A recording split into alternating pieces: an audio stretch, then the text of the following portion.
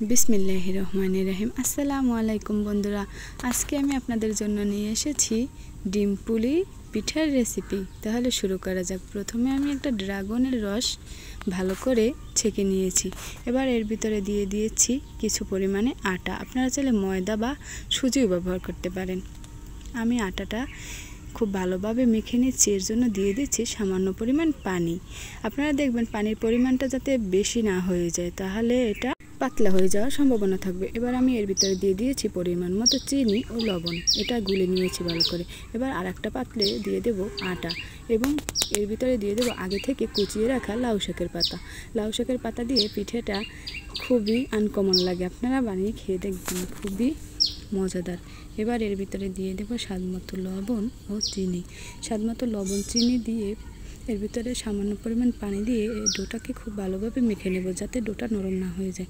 এবার আর একটা চুলায় একটা প্যান বসিয়ে একটা ডিম এরকমের রোলের মতো ভালোভাবে ভেজে নেব। রোলটা ভালোভাবে ভেজে নেওয়া হয়ে গেলে একবার ড্রাগনের ডোয়ের ভিতরে দিয়ে ভালোভাবে ভেজে নিতে হবে। এবার ভালোভাবে ভেজে নিয়ে ড্রাগনের ডো থেকে উঠিয়ে শাকের ডোটার ভিতরে দিয়ে আবার খুব ভালোভাবে ভেজে নেব। আর দেখতে পাচ্ছেন আমি একটা ডোয়ের ভিতরে দিয়ে ভালোভাবে উল্টে পাল্টে ভেজে নিচ্ছি। আপনারাও এক এক করে ডোয়ের ভিতরে দিয়ে খুব ভালোভাবে উল্টে পাল্টে ভেজে নেবেন। পিঠাটা আপনারা চাইলে ছোটো আকারে করেও খেতে পারেন, আমি পিঠাটা খুব বড় করে বানিয়েছি। দেখুন আমার পিঠার কালারটা কিন্তু সুন্দর আসছে। পিঠাটা নরম তো, তাই ভেঙে যাওয়ার সম্ভাবনা থাকতে পারে। আমি দুটো চামচের সাহায্যে এটাকে ভালোভাবে উল্টে পাল্টে ভেজে নিচ্ছি। আপনারাও এরকমের ভেজে নেবেন। পিঠার কালারটা মাশাআল্লাহ খুবই সুন্দর এসেছে। বাচ্চাদের নাস্তা কিংবা বিকেলের নাস্তায় আপনারা এটা বানিয়ে খেতে পারেন, খুবই মজাদার ও সুস্বাদু পিঠাটা। দেখুন আমার পিঠাটা ভালোভাবে ভেজে নিচ্ছি, ভালোভাবে ভাজা হয়ে গিয়েছে।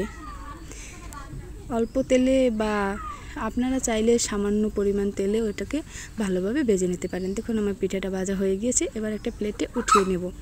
পিঠাটা উঠিয়ে নেব, মাশাআল্লাহ খুবই সুন্দর। এবার পিঠাটা ঠান্ডা হয়ে গিয়েছে। এবার ছুরির সাহায্যে পিঠাটাকে খুব ভালোভাবে কেটে নেব।